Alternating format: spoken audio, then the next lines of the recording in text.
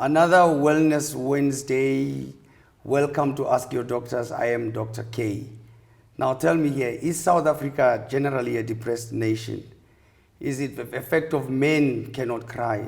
Is it a situation of women often seek and do get help? Are we a country where our teenagers have found themselves so much out of touch with their parents that they cannot communicate and they feel so much unheard that all of us eventually resort to suicide? Answers to all these questions will be provided in today's episode.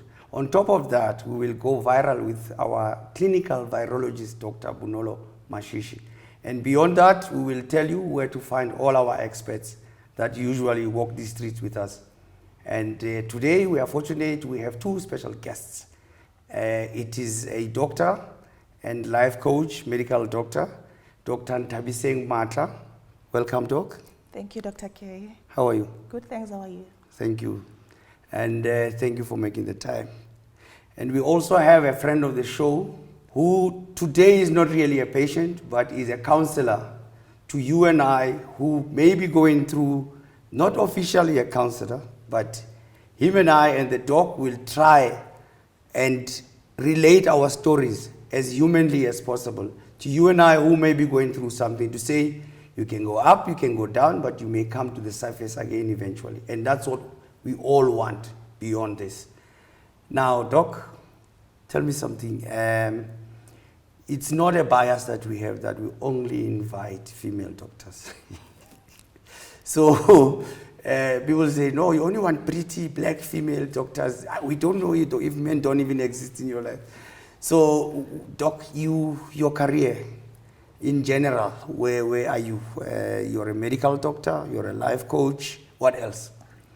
Thank you, Dr. K, and thank you for the compliment. I am Dr. Matlan, based in the Val. Okay. I'm a founder of Dr. Matlan Health and Wellness Center, which is based in Vereeniging. Medical doctor, I am a life coach with a special interest in mental health, which is why I also work for the Sedibeng district in a psychiatric unit in the Sedibeng district. So where we are dealing with mental health psychiatry in community, it's community-based psychiatry. Yes.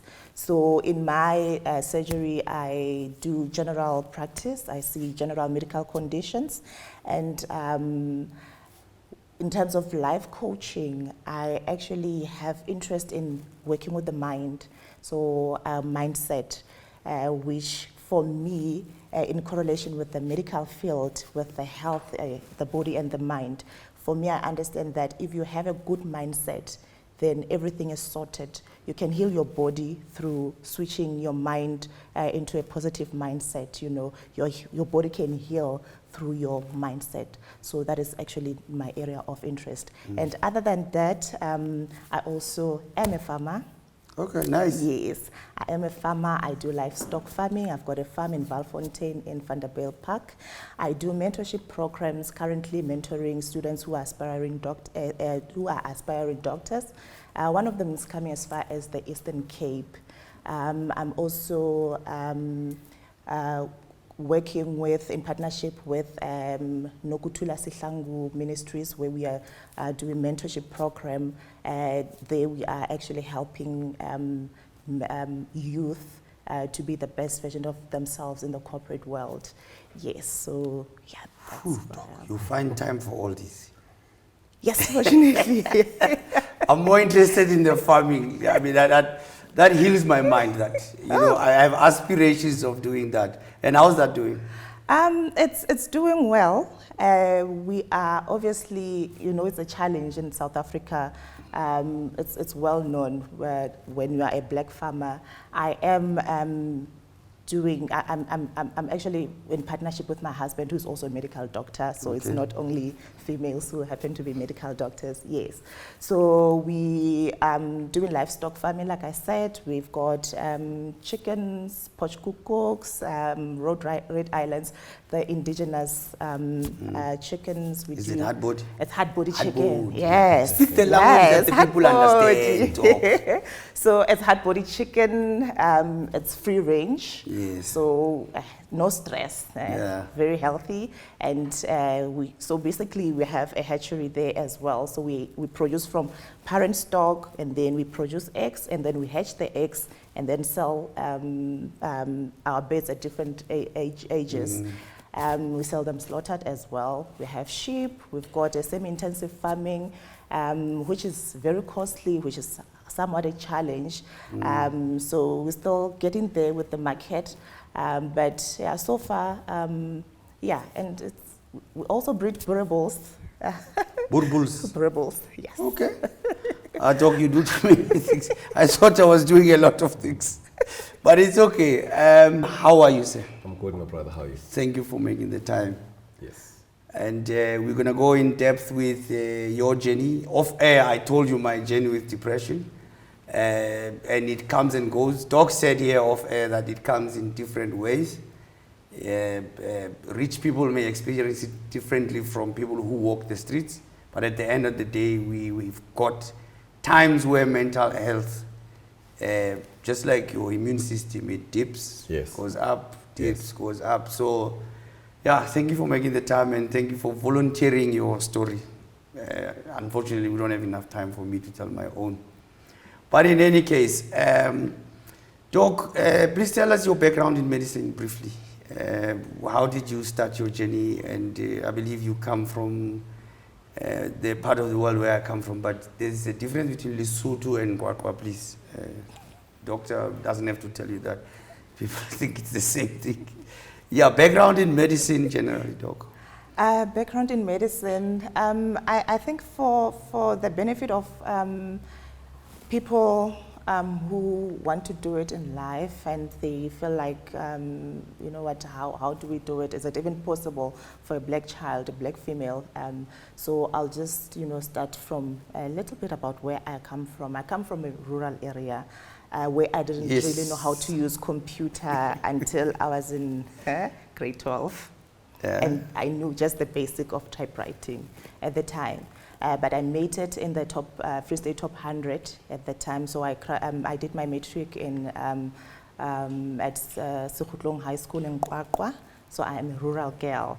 Yes. So I went to the University of Pretoria. I'm a techie. Yes, so I went to the University of Pretoria, and my journey in medicine also interesting because that rural girl who made it was in top 100 Free State top 100 candidate, got a bursary, everything was sorted, and then I went to do my first year. I didn't know how to search for books in the library. I didn't know how to browse things on the computer and all that. But I pushed through the first year, and I thought, I made it, so it's easy. Then second year, I relaxed. I failed one module, 48%. One module. I had to redo the whole year. Yeah. So, but then I learned from that, because from then I did very well throughout my medical schooling years. So I completed my medical degree, did my internship at Sebokeng Hospital in the Val. And then I went through different hospitals from different healthcare systems, from a primary healthcare, secondary healthcare, and into private. So now I'm currently then working both in the Sidibeng district, which is a public sector, in a psychiatry department, and then I am also doing my own private practice, working my own private practice. Thank you, Doc. Tell us, often we have a problem differentiating between a life coach and a psychologist. What is the difference, briefly? If there is.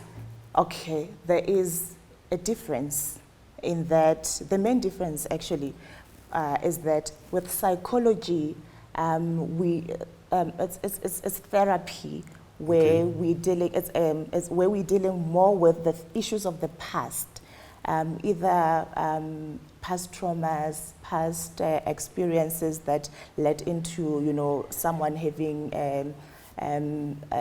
behaviors that are not that are not desirable, and then in the end having to sort of change the way they live, the way they perceive things. So with psychology, you're dealing with the issues of the past and then creating, sort of working on the emotions of a person and helping them to build up into a better future. Whereas life coaching, you work from now. Where are you in life? And then how do we get you to become a better version of yourself? How do we help you to set your goals? If you already have goals, how do we navigate you to where you want to be?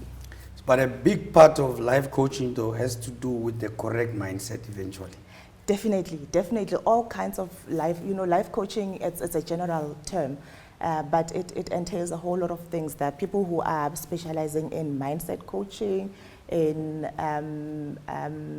personal development, corporate, there's a lot of areas.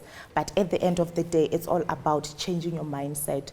Where are you? Why are you here? How do we get you up? Sort of just working on the mindset. Okay. So there's 3 of us here. You can jump in anytime you would like to. So while you prepare your questions, you might be curious about 1 or 2 things. Yeah. So let's ask, do you think men are afraid to cry out? Definitely, Dr. K. Men are afraid to cry out. How we were raised, how men were raised. They were raised to be tough people, you are hardcore, you are the head of the family. I mean, even as young as toddlers, you wouldn't, when a toddler cries, they're like, hey, are you a sissy? So men are not expected to cry. Men, even as young as, like I said, in primary school, if a boy child comes crying, it's different from a cry from a girl child. In our households, would be told a man must toughen up, but a girl, we are gentle with a girl, So and maybe just to add to what the doc is saying, it's usually the ridiculing that we suffer when we cry, which comes at different levels, whether you are reprimanded for crying. It's not like we don't have reasons to cry. We all go through various experiences in life that are hurtful, that are demoralizing, that affect us in different ways, and we all have emotions that we want to express, whether it's through crying or whatever emotion that you want to express. But unfortunately, we are not allowed to express those emotions, and bottling such emotions is what caused the turmoil on the inside, particularly with men. I'm guilty as charged until about the age of 6, when one of my sons stopped me from saying it. When he bumps into something, I would say, no, tigers don't cry. One day when he was 6, he screamed at me. He said, stop saying that. Yeah. And he just cried. And I was put in my place and I said, it was wrong. I will stop saying it. And beyond that, I allowed him to just be normal. And he felt when he has a problem, he can come to me, Exactly. So I like I say, I'm guilty as charged. In any case, Doc, do you think our communities understand to a certain extent that what mental health is? I believe there is only a minimal number of people who actually understand what mental health is. In my exposure in a psychiatric unit where I deal with males from different age groups, from child psychiatry all the way to the very old people, you get the very same patients who are coming in for care, not actually understanding they have a mental illness, because it is perceived as madness. Okay. So a lot of people in the community think mental illness, people that are mentally ill are actually the hobos that are out there. They don't understand that you and I here, can actually have mental illness, Yes. and yet we're still sort of being able to function. So I feel like that is why now with this recent suicides, people are only thinking, what is happening? Why are people killing themselves? So people are actually now realizing that what is mental health? What's going on? Even our show is inspired by the tragedy that's permeating our society, that we say, let's talk, let's open up to anyone and everyone that would like to talk about this. Let's counsel each other. Without getting too technical, Doc, types of mental illness, a few that are common. Yeah, we've got sort of like 4-5 classes of mental illnesses. So it's divided into, depending on the symptoms and everything that's associated to that. So we've got psychotic illnesses. So those are characterized with, people losing touch with the environment, starting to hear voices of people or things that don't exist, starting to believe they've got higher powers, So they feel like they are millionaires. And for some reason, I've been in Pretoria, I've been in the Free State, and most of the black people actually sometimes feel like I am Motsepe's son. I am a friend to Motsepe. I don't know what's the significance with Motsepe. So they actually have a strong belief that, no, I've got money, I've won a lotto, I've got millions, and someone, so, and then you have mood disorders. Okay. So those ones, it's basically they are characterized by instability in moods, whether depressed mood or in bipolar, where you've got depressed modes, sometimes going up and low, sometimes being manic. You get people who do things like they got lots of energy, they don't sleep at night, they clean. Is that all business people? A lot. Bipolar, actually, a lot of people are, I think with bipolar, people are aware of bipolar because it sticks out. When you have a man that's walking around naked, and they actually also sometimes become very, very sexual. You'd get a woman who's running around chasing. Yes, I've seen that. Yes. So because they actually, when they are manic, they actually do those things. They go like pick up neighbors' stuff, want to tidy up. So they become very intrusive. So I think that is where bipolar, a lot of people are aware of bipolar because it comes out. Yes, okay. And then you have personality disorders, which are very complex, very difficult to diagnose. You get people who, like those ones who keep cutting themselves. You have those who very paranoid. You've got those who, the ones that usually, just the murderers usually, you find most of them actually they've got, they've got personality disorders. And then we've got eating disorders as well. Okay. Those ones who are overeating, those ones who throwing up or, the bulimia, yes. And then we have, it's psychotic. The silent one, depression. Depression is the silent one because a lot of us walk around depressed. And then there's also a thin line between, I think with the awareness, then people would understand. Because with depression, we actually are okay, we get along, until then it gets very bad. Then that's when it shows. But you'd find someone has been depressed for about 10 years, a period of 10 years, or they've been depressed from a childhood age. When you get to examine a person, then you realize they've been depressed since they were in high school because they were bullied about their weight, because of this and that, and then you realize they actually have been having a very low mood, they've been socially withdrawn, and then you only realize when they start being dysfunctional at work, drinking a lot of alcohol, then that's when you actually realize this person was not okay all along. So some of these, thank you, Doc, some of these disorders that involve energy, do you include there hyperactivity disorders?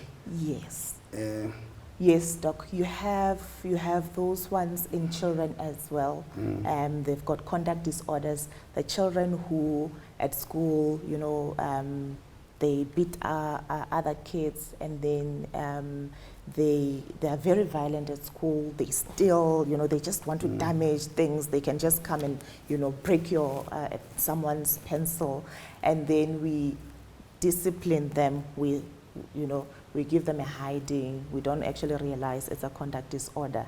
And then they grow up and then they start stealing, they start killing. So yes. And then those ones also who are hyperactive, we call it ADHD. Those jump around, at crèche.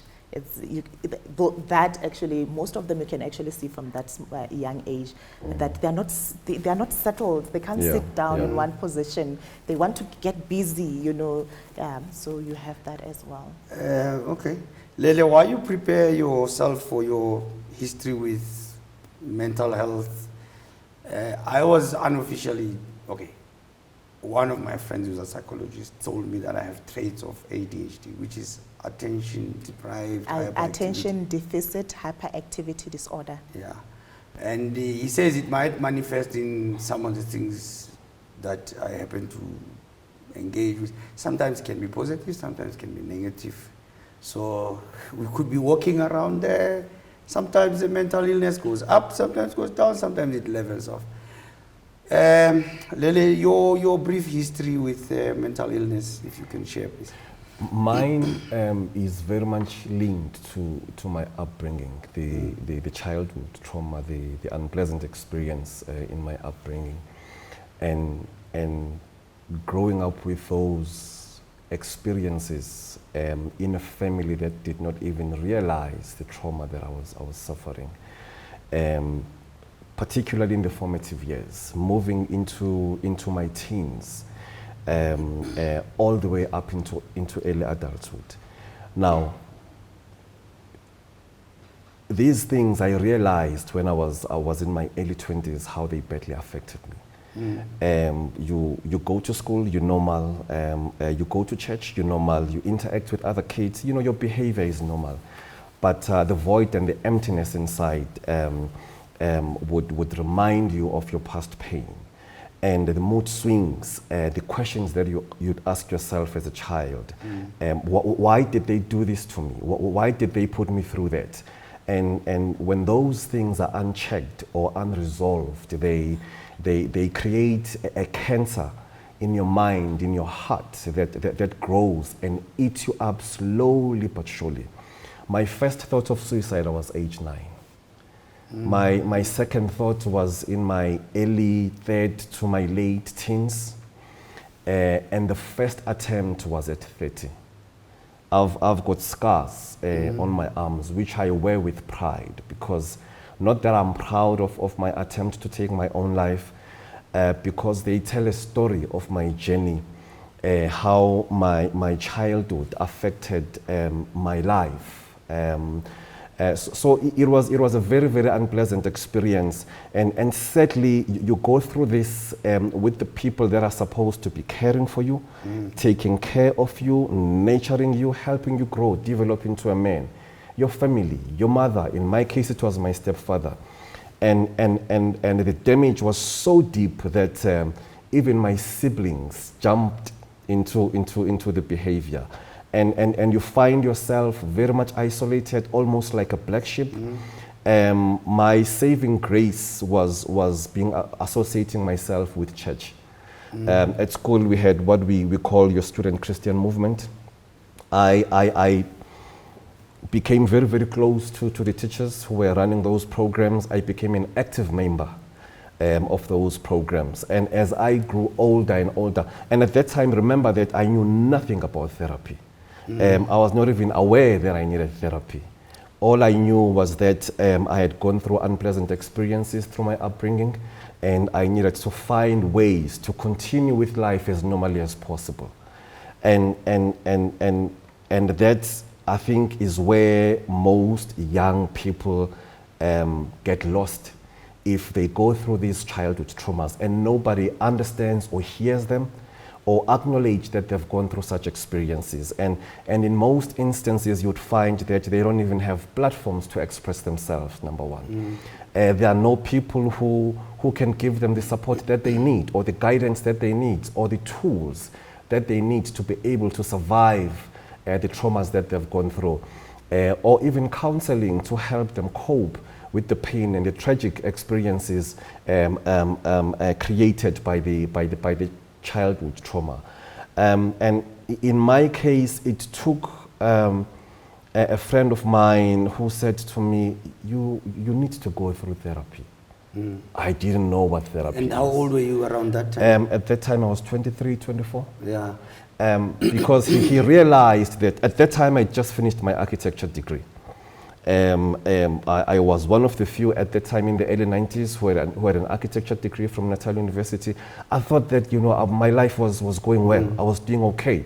I was about to get a job, you know, and start building my life. But there were behavioral patterns that were very telling of the trauma that I had suffered as a child. And then the journey to try and deal with those started through therapy, a lot of prayer, and a lot of talking openly about these things, because I realized that the more I opened up, it's the more I found healing. The more I realized that my story was helping the next person, the more I found healing. And it's the more I realized that my case was not the worst. There are other people, younger and older, who had suffered severely and were dealing with different types of mental health. Two things. I can relate to the absence of therapy in the 80s. When I started realizing life, when I woke up in my early teens, there was no psychologist. And it's got to do with, we were told you become a teacher, police, a nurse, a doctor, lawyer. But lawyer, it was limited. We even thought you trying to be too clever. But it was, and we never thought people that deal with mental illness were important. I only knew about social workers and they were playing the role of therapists at the time. You know, they were respected and so. We only realized later that therapy was actually something that black people should have studied. Absolutely. And could continue to study at different levels, because through apartheid, no one was doing therapy on anyone. You understand? Your journey, briefly my journey, I became very violent between the ages of 17 and say 33, 35. But it was varying levels. As a teenager, it's uncontrolled. And in my 40s, I realized it was part of my upbringing as well. But in any case, because I had experienced certain kinds of trauma, and I became paranoid, I wanted to be defensive. My first salary, I bought a firearm. I was an only son with 5 sisters. That the story is summarized there. And I noticed a lot of trauma. But in any case, if you don't mind, do you have any more detail about your experiences? Oh yeah. There's quite a number of details. I can speak about this the whole day. It's my experiences. Maybe let me start where I made the first attempt. When I made the first attempt at the age of 30, I was working in one of the biggest corporate companies. 30. I was driving a top of the range German car. I was doing quite well, but the emptiness on the inside, it affected my relationship in ways that I could not explain. I had a son that I tried to maintain a very healthy relationship with at that time, who was in Pietermaritzburg. I'm here in Joburg. So every month I would go and spend time with him. And the idea there was to make sure that I don't subject him to the same suffering that I suffer. For me, I grew up being told that my father had passed, only to discover when I was 12, 13 that my father was alive, living 30 minutes away from me, I tried to see him. He passed on when I was 18. Never saw him. I only found his grave when I was 20 years later after he died. And that whole experience created so much havoc and distortion in my mind that I said to myself, I would need to make sure that my kids don't go through the same thing. So I tried to maintain that very close bond, loving, responsible, present father, to make sure that it ends with me. It does not continue to the next generation. I know the feeling. You know? Doc, let's come back to you, Doc. South Africa ranks very high in terms of suicide rate. I've got my own, if we have time, I will relate one or two instances. I mean, one or two things that I think may be causing depression among men. Make no mistake, we believe depression affects all of us. Yeah. Men, women, teenagers, elderlies, we are affected. But the problem is, we have realized suicide rate in men, statistics say, is higher than in women. We are going to try and address problems across the board. But because it's a panel of mainly men and a doctor, female doctor, that can help us unpack this. Please forgive us if we have a bias towards men today. In future, we will do better. Yes, Doc. What do you think we have such a high rate of suicide amongst men in South Africa? I think what we need to realize... Is it fact though? Sorry to interrupt you. No, I've got facts in terms of stats. Yes. Can you take us through that? Because mine are... Okay.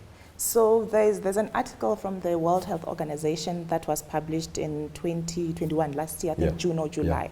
It is a study that was done in 2019, which shows that South Africa ranked number 3 in the whole world in suicide.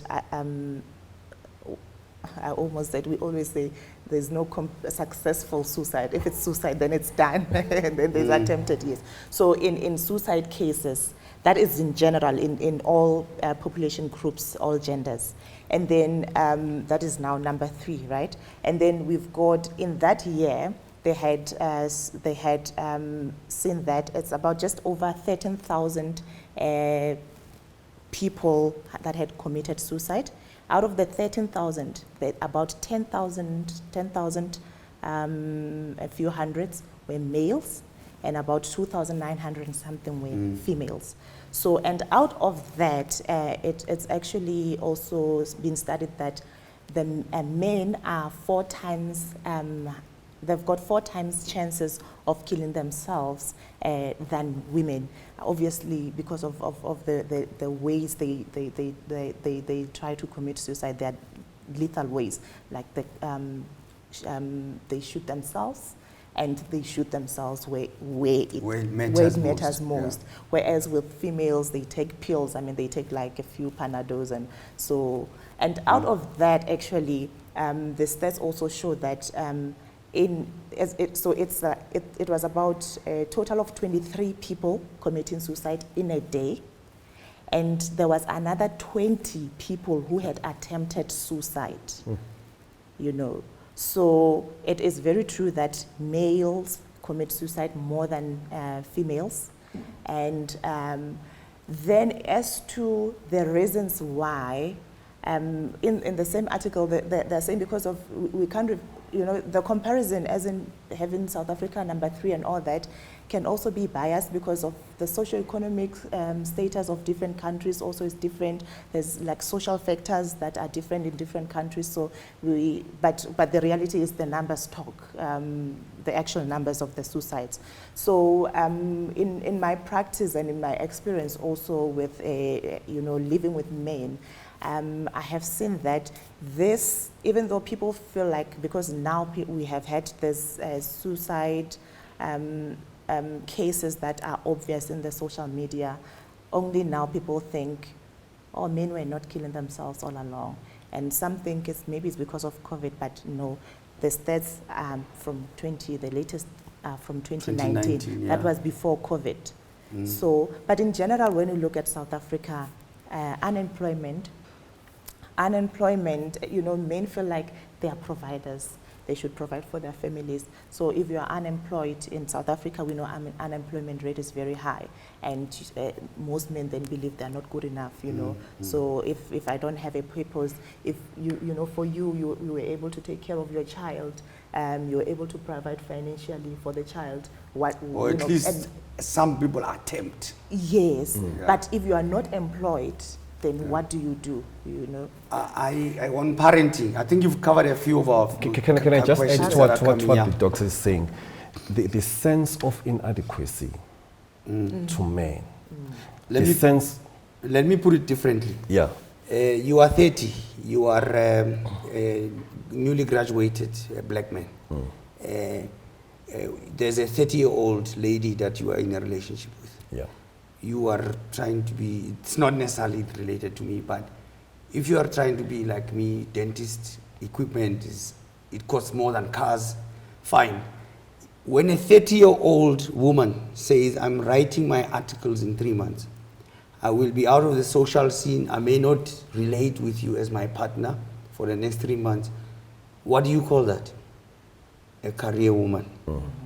When a 30-year-old man says, I'm trying to build a practice, buy equipment, do this, I may not be able to be part of the social scene, I may not relate to you the same, I cannot do social events with you. What do you call that? They call it a broke-ass social dwarf, if you're a man. Yeah. Now that sums it up. Yeah. You know, the other one is as a man who's you have relations with a lady, and then you both agree, okay, this is our child, fine. Why is it that the man actually has to pay damage on the child when they were consenting adults? Exactly. You know, you can finish your point. Yeah, I was saying the sense of inadequacy that most men feel, which is largely due to circumstances, and of course, in some instances, it's due to wrong choices, that drive them into addiction, that drive them into substance abuse, as a way of soothing or numbing, you know, that sense of inadequacy, is one of the reasons why we find most men really going over the edge to the extent of taking their own lives. And it's unfortunate that, as you're very well saying, that as men, when we're trying to build our lives, build our careers, make something of our lives, that can easily be misunderstood or misinterpreted by your partner in particular, where else the other side is very much understood. And now you'd find that in most cases, once a man, we are egoistic people, once your ego as a man is dented, once it's shattered, you feel that sense of hopelessness, and you can easily go over the edge because you feel that you are not like Abo so and so. You don't drive, you know, your level of success is not the same as Abo so and so, and you feel the pressure and you get depressed, and depression pushes you over the edge. You don't celebrate Valentine like the #1 celebrants of Valentine. Yes, you know, yes. you know. you are inadequate. You are right. Yeah. So Yes. just like I was saying, sorry about that, Dr. K. I said unemployment, but then you also get success. You know, I always tell people that it's not only the poor people who get mental illness. It's not only the poor people who get overwhelmed. Success can actually overwhelm you. I mean, you can imagine if the very same unemployed person who has been struggling for 10 years now gets a job, they are supposed to deliver.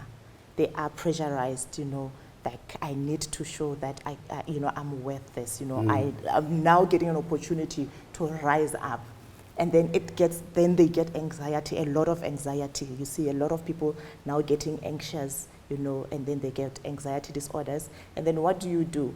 That which was supposed to now uplift you, now you can't, because you're so anxious, then you don't deliver. And then you start feeling, now, you know, I can't deliver. Now I cannot go and work anymore. And that you become depressed. And then for those ones who are already doing well, like you are doing well, you've got your practice, and then you are branching, you know, you want to grow your businesses. And then obviously the demand also increases. The sleeping hours go down. Now how do do you cope?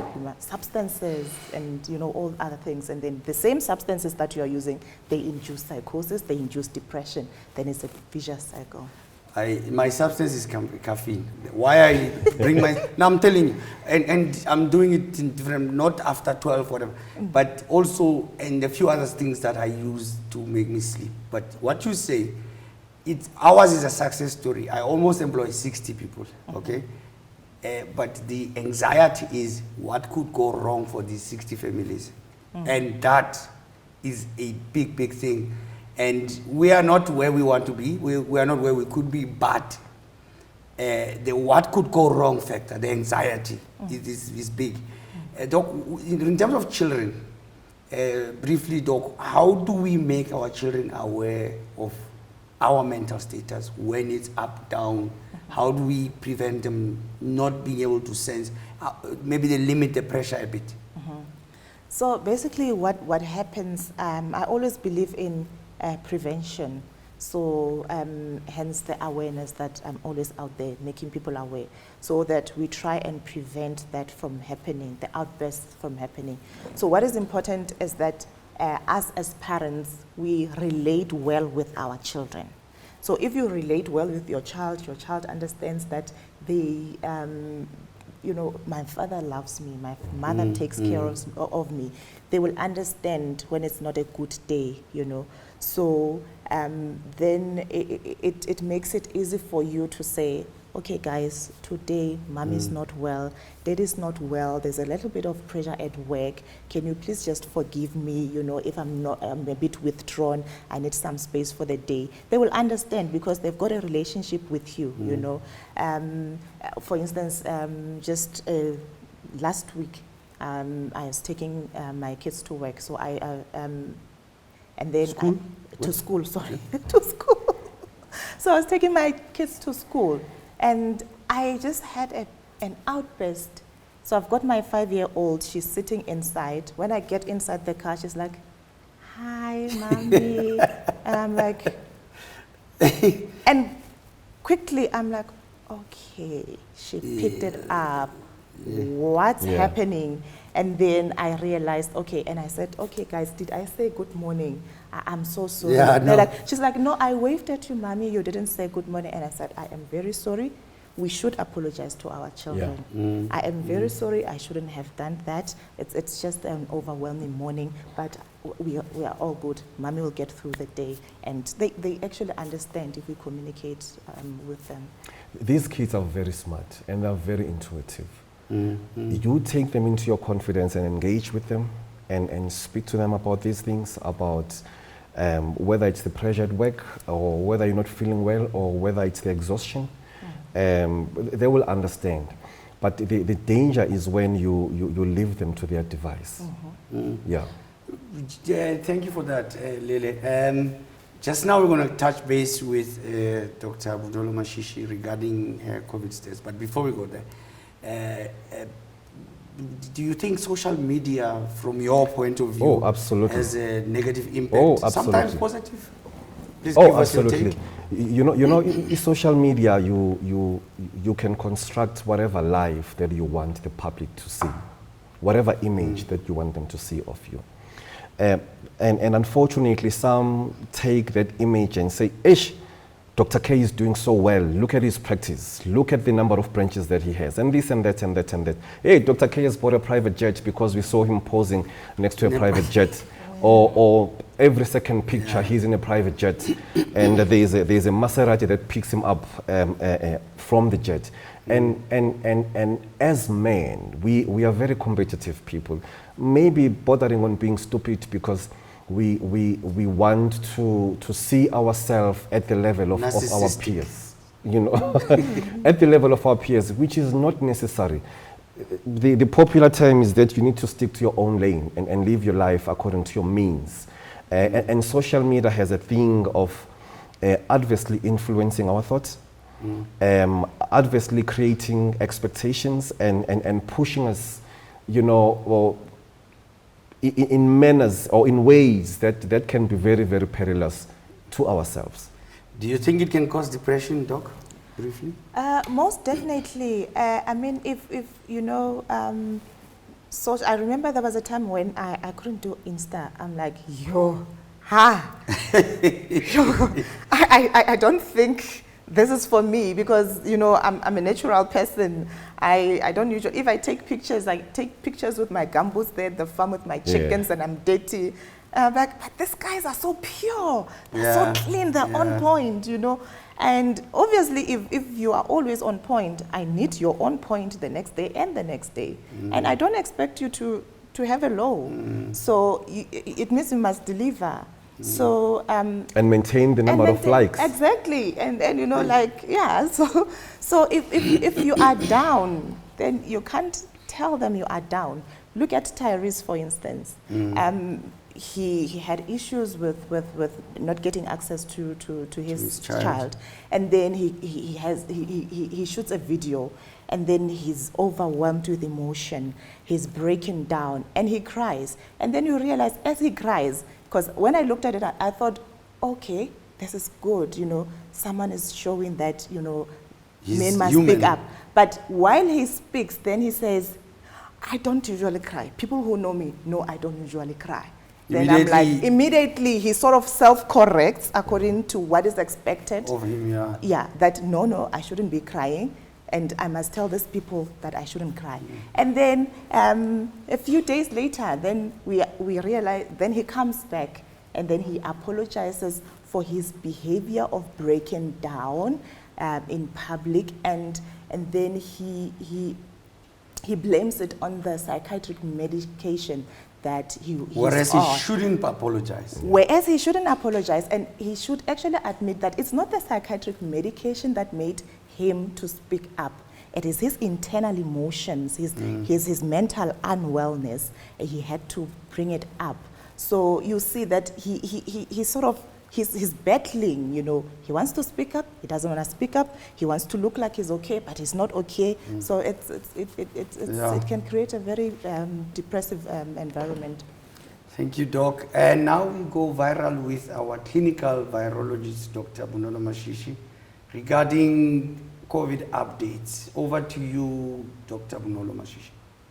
So today we're talking about boosters for COVID vaccines. Vaccines still remain very important and critical in combating COVID basically.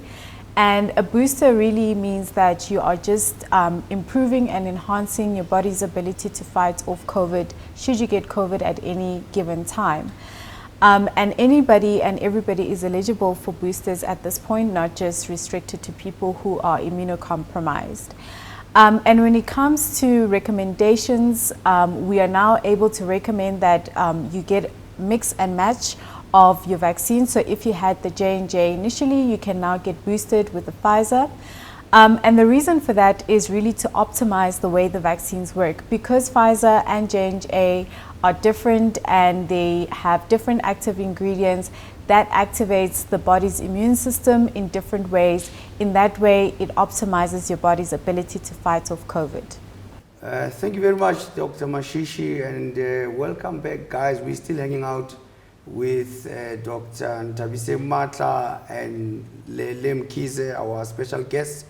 We are discussing the currently topical topic of depression in South African males. We have decided to limit it to that, and in future we will be more balanced, like I said before. Guys, thank you for staying with us.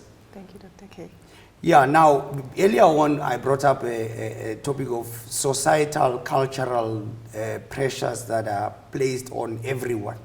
Males, females, when you get married, blah, blah, blah, but we'll handle the other one later, another time.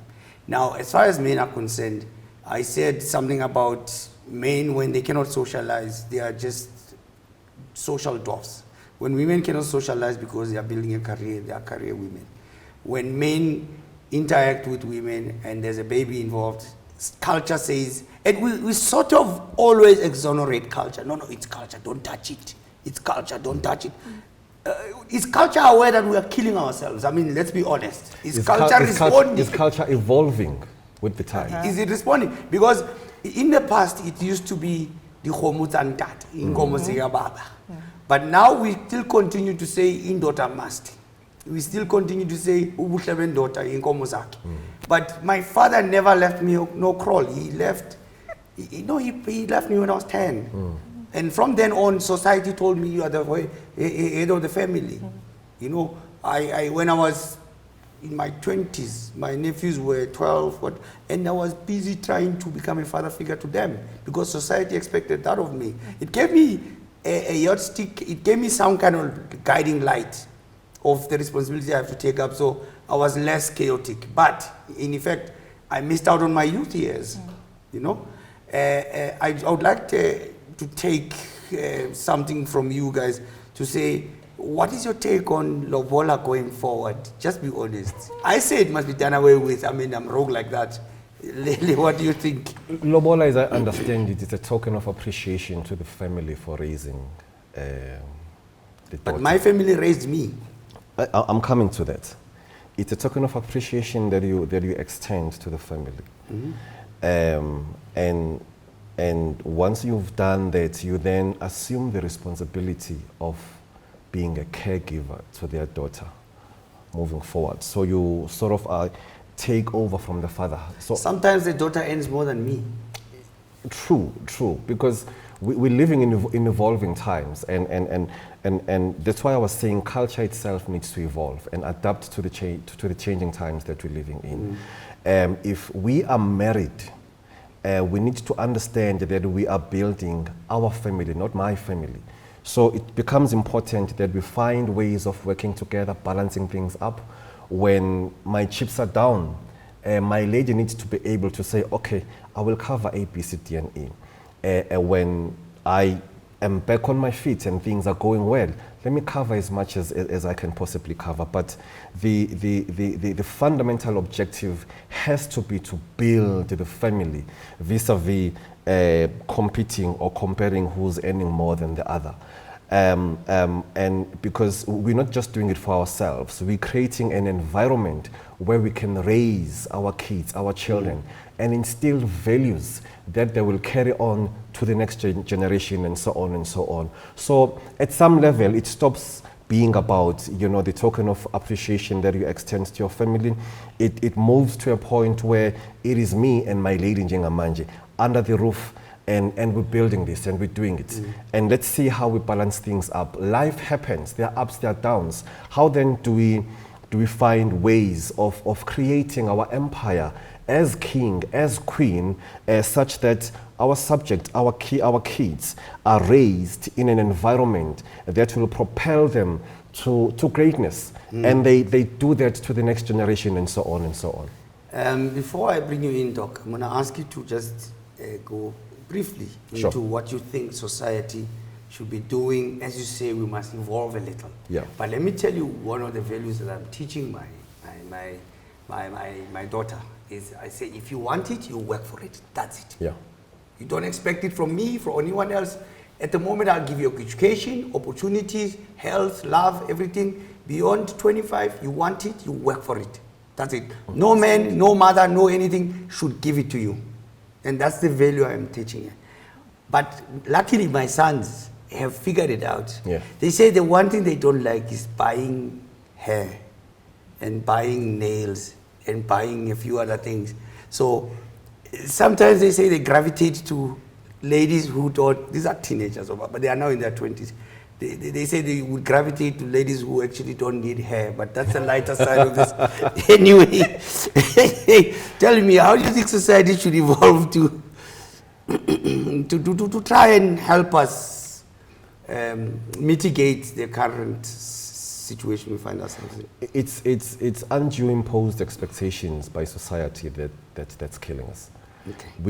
We can either learn to be resilient towards those pressures, or educate society about the changing times and the need for society to adapt. Because as a society, if we can evolve and adapt to changing times, we will breed much better, well-educated, well-groomed sons and daughters who will become a new segment of society and breed even better, evolve sons and daughters, and so on and so on. So we need to create platforms where society is educated about the need to evolve and adapt to the changing times.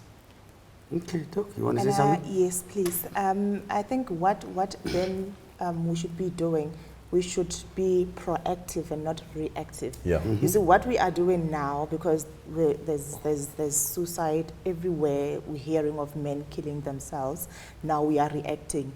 You know, we might be trying to help, but in the season where someone hears that mental illness equals to suicide, that mental illness equals death, and then I'm teaching them of the signs to look out for. Obviously, if I'm telling them that if you're self-isolating, if you're starting to drink alcohol, if you feel bad, guilty about yourself, you're anxious about, and then you're like, oh, I might end up killing myself. So it might bring anxiety. So as much as we are doing this, we're actually more reactive. So we should be having shows like this on, you know, when things are going well, when things are normal, we should just pop up a show where we just giving awareness. So because passive learning is actually the best way to learn. So when just in passing, you know, in one of the shows at church, when we have a sermon talking about wealth and anything, you know, a pastor just brings in something about how men can interact with their children. To talk about drugs, you know, schools, you know, get a teacher, one man to just have a session with the kids, tell them about the social pressures and all that. So by then they start learning about what to look out for. So they are able to see the red flags because they have learned when there was no pressure. My son, for instance, has learned about the war, you know, the Russia war and all that, through just, you know, walking around the TV, the lounge when the TV was on. And I'm like, why do you know so much about this war? It's the passive learning. He just, and he learns. Yes. You know. So if we put it in any area, in corporate, you know, when, you know, business seminars, just put something about mental health, you know. Just not just profits and losses. Not just profits and losses. Talk about how if like what I was saying, if you want to expand, that can also lead to you being mentally ill, you know. When everything is good, when you feel you are empowered, you know, you are still in control, be careful of certain things, you know. So in that case, we are preventing illness. So I think we should have those platforms going. In 2 sentences, Doc, how do you think spirituality can interact positively with mental illness? Whether it's, sorry to interrupt you, whether it's traditional, whether it's Christian, whether it's, just briefly. I think there are 2 sides to spirituality and mental illness. We've got the good side and we've got the bad side. The good side is obviously when you have a higher power that you believe in, then you believe, if I lose control, there's a higher power that will keep me in control. We've got Christians, you know. Lele spoke about what actually helped him being in a Christian movement, a youth movement, you know. So you believe, you know, there's you have faith that even if my world is crashing on me, I know there's God that will stand for me. And yet the very same belief can leave you in a depressed mode for a very long time. You know, as Christians, we believe, you know, I'm a Christian myself. I have a certificate in ministry. I'm currently doing a diploma in Christian ministry. We have Christians believing, I must pray about it, and only God can help me out. You know, God can heal my cancer. We go and we get prophesied on, we go and get our hands laid on because, you know, illnesses must be healed in Jesus' name. That is good, that is effective. But there's the very same God who gives people, I mean, why do you as a Christian come to me as a doctor to get flu medication? But when you are depressed, you don't go to a psychologist, you know. So the very same God gives us different elements in society, different people in society to help us. Yes. So it's also very important that people should realize that the very same God is our helper. And then you get people who also believe in traditional, who are traditional. And if there are societal ills, you know, children or people are dealing with drugs, they get mental illness because of drugs, then they don't do well in life, and then they say it's witchcraft. So because it's witchcraft, let's go and consult a traditional healer, and then they get pumped on, you know, funny things happen there, they go by the rivers, they don't deal with the issue that there's a problem in this house, in the household. We need to support these children. We need to educate the parents on how to raise these children, and you know, deal with the core, the reason why they are doing drugs. So then we blame it. Obviously, if you tell me that I've got a demon, how am I going to take accountability of my actions? You know, I'm going to blame it on a demon. I'm psychotic because it's a demon. And I must go to a priest to lay hands on me, and the demon must come out. But unfortunately, the demon will not come out because my problem is my behavior. Okay. I hear you, Doctor. Just tell me briefly about 54321. The 54321 theory of anxiety is actually used mostly in, well, anxiety, psychosis, depression, but it's an exercise that is done to sort of ground someone where let's say you are somewhere and you experience a sort of anxious emotion, so it sort of puts you back to yourself, puts you, you know, in touch with the surroundings and calms you down, grounds you. What is important is that, and I guess with that as well as other, there's also a lot of other things that can be accessed over the internet on the relaxation and whatnot. At the end of the day, that is only for that moment. It doesn't deal with the reason, especially with people with anxiety disorder. Okay. It doesn't deal with the fact that Lele could have had issues in the past that would probably alleviate the anxiety. It could work briefly. Let's say I'm going for an interview and then I get anxious and then I ground myself. So it's only for like. So what do I do? Count? So what you do, can I do the exercise? Yes, please. Okay. Well, we'll see how it will play, because usually, you know, it depends on your initial emotion. But let's see. Who? Lele, please. Okay, so Lele, I want you to take a deep breath in and out. So in the interest of time, I'm just going to do it twice, but you do it for like 5 seconds, the relaxation. So you keep your eyes open, unlike with other meditation and relaxing exercises. This one, you keep your eyes open all the time throughout the exercise. So Lele, I want you to identify 5 things that you can see. Look around you. I can see the light, the camera, the chairs, you guys, and the water behind you. Yes, and as you do it, you appreciate those things. So you focus on the things, you focus on the camera, yes. You focus, Okay. Okay, and relax, you stay relaxed. Okay. So I'm trying to get your focus on the environment, away from what we were thinking, what we were talking about. Right. Okay? Yes, so I want you to identify 4 things that you can touch. Okay. There is the table, there is a cup, there is your arm, and then there is the chair. Okay, I want you to identify 3 things that you can hear. There is a car outside, there is a chair that is slightly moving, and I think it's the aircon, gently. Yes. And I want you to identify 2 things that you can smell. There is my cologne, and I think the freshness of the room. And what is the one thing that makes you feel good about yourself? That I'm alive. How do you feel now? Very focused.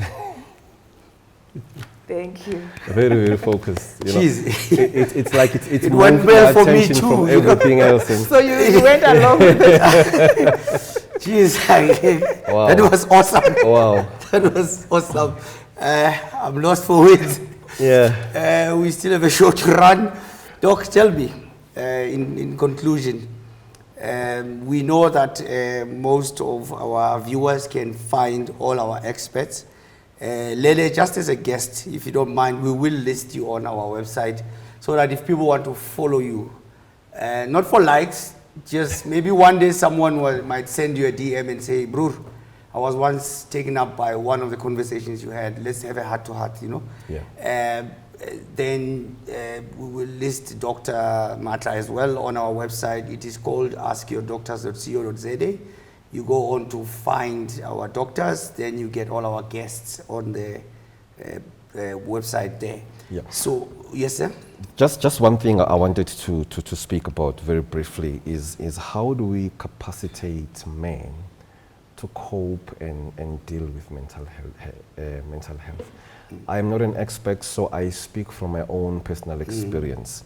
One of the things that I found to be working is obviously, number one, to speak openly about my experiences.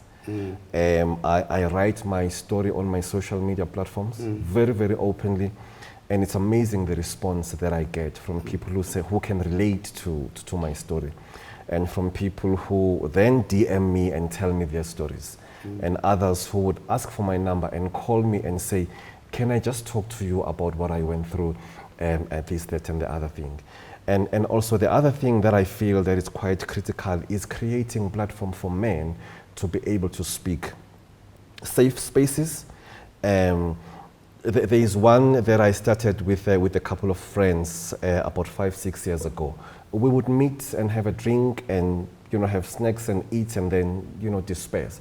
I then said, guys, it would be unfortunate that as we are meeting here and acting as though our lives are good, proper, everything is going well, and then the very next morning I hear that one of you has taken their lives. Because we have not created platforms and safe spaces where we can speak about the things that we go through. We started, there was 4 of us. I then said, when we meet the first 3-4 hours, can we just have a conversation about anything that any of us could be going through? Let's exchange views, let's discuss, let's talk about these things openly. What is important is that you understand that this is a safe space. You won't be judged, you won't be ridiculed, and you won't be profiled based on your story or your experiences. I tell you, we did it for 3 months, once a month. On the 3rd month, there must have been about 45 people who had joined us in my garage at home. So it made me realize that there is a need for the creation of platforms, safe spaces where men can be able to voice Ventilate. out, to ventilate, and speak about these things. And it was interesting in one of the sessions that we had where 95% of the room was in tears, because we number one, we appreciated this rare platform to be able to speak, and secondly, people could speak about the things that they at some point felt that they could not share with anyone, but because of the safe space and the support that we're giving each other as brothers, people were able to ventilate and speak about these things. So I believe that if we can create more of those platforms, whether it's at home, whether it's in church, whether it's someone's house, wherever where men congregate, can we make it a habit to be able to create those safe spaces where men can be able to open up about mental health? I actually have your number, and I don't have to tell you what's going to happen next, because my ADHD makes me want to employ more people. I jump around all over the place, and then I get anxiety attacks because I always ask myself whatever, and then I get actual panic attacks because I have a bad combination of asthma and high blood pressure. Wow. So let's make this practical. I will speak to you after this. Yeah. Okay. Doc, in your own words, where do people find you? They can find me on social media platforms. They're on Facebook. Dr. Matlan is dr.matlan. And on Instagram, dr_matlan. And on those platforms, they will find my contact details. My office is there in Vereeniging at 32 Grey Avenue in Vereeniging. It's called the Medivillage. It's Medivillage Complex and the new complex. Okay. Guys, thank you. It's been a ride. It is okay for men to cry. Let us have a multi-pronged approach to mental healthiness. Society should evolve and let us be more tolerant of each other. Until next time, please, you go to YouTube, you click subscribe, you go to our social media pages, post your questions, read up about which topics we're covering next, and keep asking away. Thank you.